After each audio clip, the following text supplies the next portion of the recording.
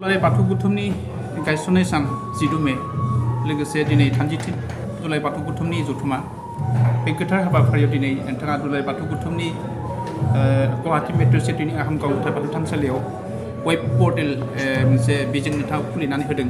बे बिजोंनि गेजेरजों बा वेबनि गेजेरजों मा खामानि मावनो हागोन नोंथाङा फोरमायनो हागोन। गिबियावनो आङो दिनै बाथौ गौथुमनि गायसननाय सान बे सानाव जिखिनि गायसनजेननाय आफादगिरि नेहाथारि बिबानगिरिफोर आरो दासिम बाथौ गौथुमखौ जायफ्रा दैदेनबोदों बिथांमोन बयनिसिमबो आङो गोसो गोरबोनि खुलुमनाय आरो सिबिनायखौ बावहरदों।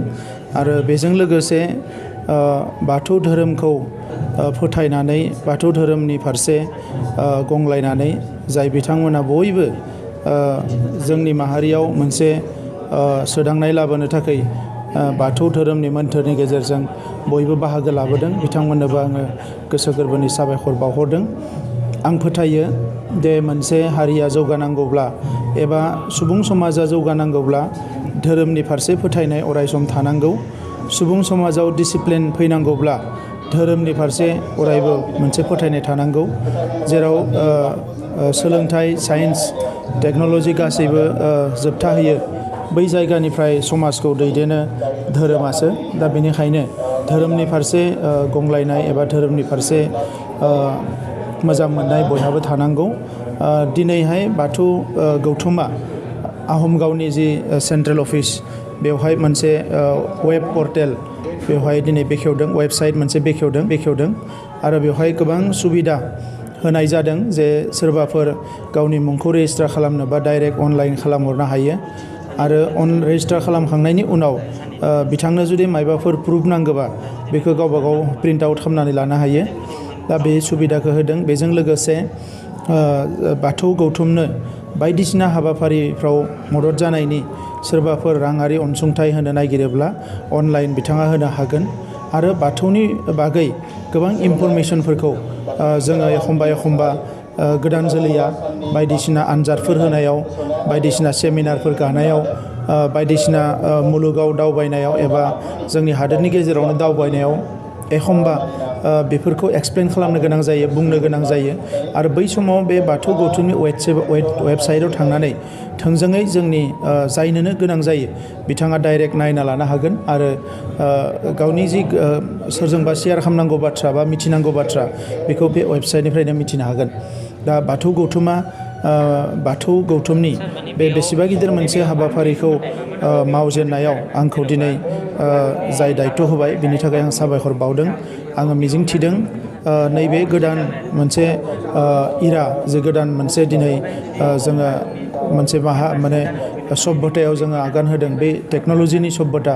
दा बेवहाय जों बयबो आवगायलांनो हागोन आरो बाथौ गौथुमजों एबा बाथौ धोरोमजों सोमोन्दो थानाय साफ्रोमबो बर' फिसायानो एबा जायानो जाया मानो बिथांमोना बाथौ धोरोमखौ गोख्रों आरो मोजाङैनो गेवसार होनायाव मदद होलांबाय थागोन आं बेखौ मिजिंथिदों। आरो जायफ्रा बाथौ गौथुमजों दङ गेजेराव जों नुदों जे माखासे साननाय हनायफ्राव एसे फारागथि फैनाय, दा बेफोरखौ फोजोबनानै नैबे समाव माहारिखौ खौसे खालामनायाव बाथौ गौथुमा गिदिरथार बिबान दङ। दा बेनिखायनो आं बयखौबो खावलायगोन जे बयबो खौसे जानानै जाहाथे आवगायलाङो। दुलाराय बाथौ गौथुम बे आहमगाव थानाय गोथार बाथौ थानसालिनि जिथु उथुमाय होननानै बयबो हयथ' मिथिगौ। दा बेनि थानसालिनि महर बेनि मोगथांफोर दाबो मोनफैथ'वाखै। जिहेतुके नोंथाङा B.T.R नि चिफ लोगोसे जथाय सरकारनि गोबाव थानाय हिसाबै नोंथाङा मा बुंनो?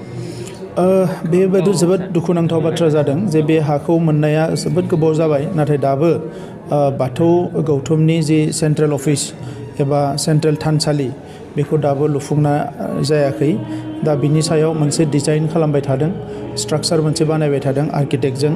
दा बे डिजाइना जानाय लोगो लोगोनो बेखौ बबे सर्सनिफ्राय जोङो फान्डिंखौ मोननो हायो बेवहाय बयबो गोसो होनानै खामानि मावगोन।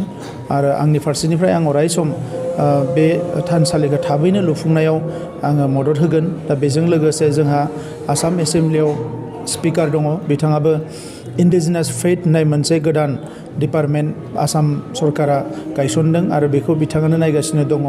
आरो बेजों लोगोसे जोंहा केबिनेट मन्त्रि दङ, राज्य सभानि MP दङ आरो बयबो नाजालायनानै जोङो रायजो राजानि अननायाव गासैबो खौसे जानानै बे बाथौ जि थानसालि आरो अफिस बेखौ खम समनि गेजेरावनो लुफुंनो हागोन होननानै आं फोथायनाय लादों।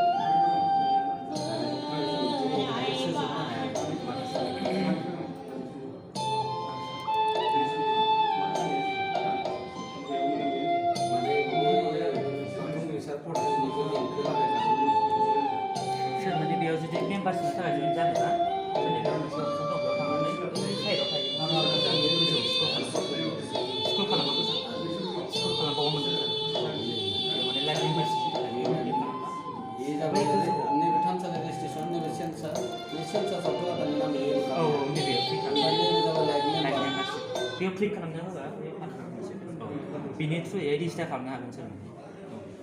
बेयाव रेजिस्टार खालामबा मोनसे डेशबर्ड मोनगोन आरो ना सार। मबाइलाव हिन्दी जाना दङ।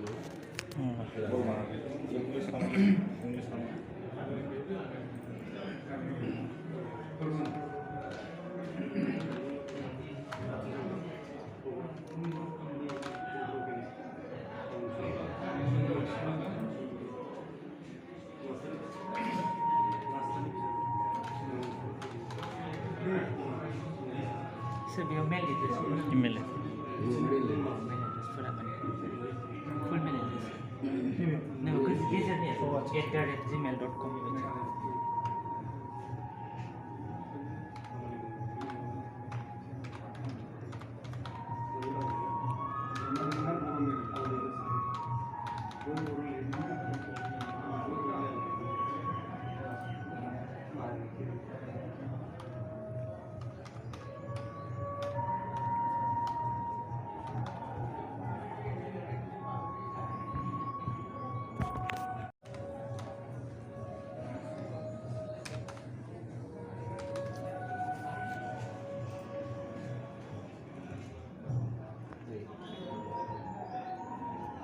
बेबायदि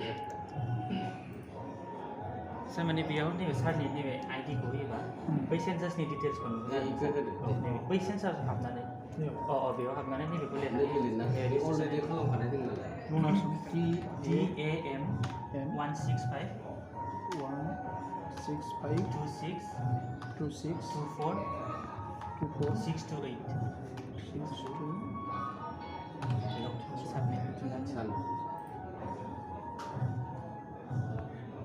बेयाव मानसि बै माबा भिउ सेन्सासआव नायबानो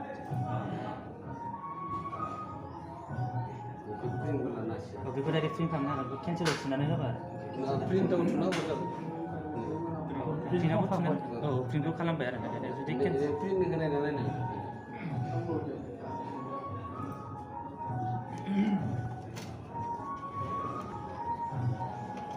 बे आइडियाबो जाबाय बे सारनि आइडि जाबाय आरो ना मेम्बार दा जोङो मबाइल नाम्बारखौ दिनै होनोबा अपिडि मोनसे थासिगोन आरो ओंखायनो पाब्लिक जोङो बेनिफ्राय बेखौ थुना होबानो गावहा नैबे मेम्बार्सनि थाखाय